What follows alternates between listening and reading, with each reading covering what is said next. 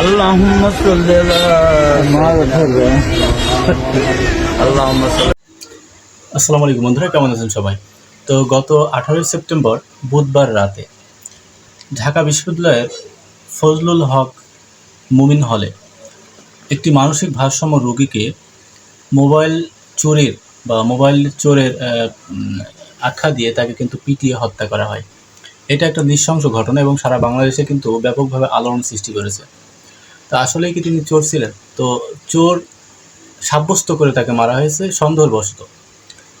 তো ঢাকা বিশ্ববিদ্যালয়ের শিক্ষার্থীরা, বেশ কিছু শিক্ষার্থীরা তারা কিন্তু মিলে এই কাজটা করেছে এবং সেটার ছবি বলেন, ভিডিও ফুটেজ বলেন, সেটা কিন্তু সামাজিক যোগাযোগ মাধ্যমে ব্যাপক সাড়া ফেলেছে এবং সারা বাংলাদেশে কিন্তু এই ভিডিওটি এখন ভাইরাল। তো আজকে কিন্তু একজন শিক্ষার্থী, যিনি মেন হোতা এই খুনের, যার মোবাইলটা হারাইছিল বলে ধারণা করা হচ্ছে, তো তাকে কিন্তু সেখানকার শিক্ষার্থীরা মিলে সেই শিক্ষার্থীকে পুলিশের সোপর্দ করেছেন। তো বাংলাদেশের কিন্তু অনেক রক্তের বিনিময়ে, শিক্ষার্থীদের রক্তের বিনিময়ে বাংলাদেশটা আবার নতুনভাবে আমরা পেয়েছি। তো এই বাংলাদেশে, নতুন বাংলাদেশে আমরা কখনোই চাইনি যে অন্যায়ভাবে হত্যা, গুম, খুন এগুলো হোক। আমরা চেয়েছি যে সকল প্রকার নাশকতাকে এড়িয়ে নতুন একটি বাংলাদেশ আমরা চাইব। তো এই যে তোফাজ্জল নামে যে ব্যক্তিটাকে হত্যা করা হয়েছে, এই তোফাজ্জল ইনি কিন্তু মানসিক ভারসাম্য একজন রোগী এবং ভিডিওটি দেখছেন। এবং তোফাজ্জলের বাড়ি হচ্ছে বরগুনা জেলার পাথরঘাটা কাঁঠালতলী গ্রামে।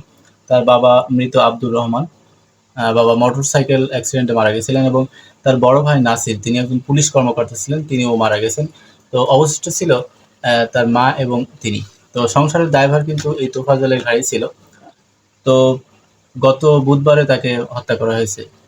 তো দেখেছেন যে একটা ভিডিও কিন্তু ব্যাপকভাবে ভাইরাল হয়েছে, তাকে ভাত খাওয়ানো হচ্ছে। ভাত খাওয়ানোর পরে কিন্তু তাকে আবার অত্যাচার করা হয়েছে এবং অত্যাচারের পরে কিন্তু হাসপাতালে নেওয়া হয়েছে এবং যখন ডাক্তাররা তাকে বলেছে তাদেরকে যে এই রুগী খুবই সংকটাপন্ন, তখন কিন্তু যে যার মতো পেরেছে শিক্ষার্থীরা কিন্তু সেখান থেকে পালিয়েছে।